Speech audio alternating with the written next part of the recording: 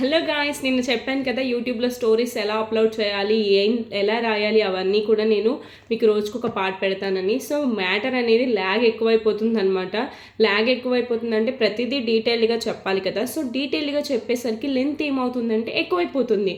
So షార్ట్లో అంత video చూడాలంటే కొంతమంది చూడరు, కాబట్టి నేను లాంగ్ వీడియోనే చేద్దామని డిసైడ్ అయ్యాను. పాయింట్ టు పాయింట్ క్లియర్గా చెప్పాలి కదా.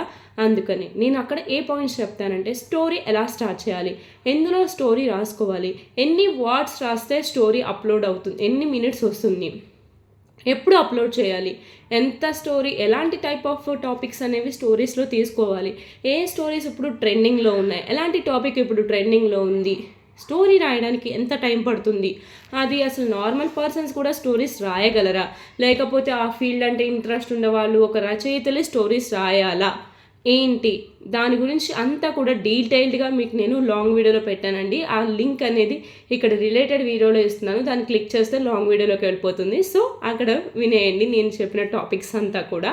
ఎక్కడా కూడా స్కిప్ చేయకండి, స్కిప్ చేస్తే మీరు ప్రతి పాయింట్ కూడా వినలేరు. So bye bye.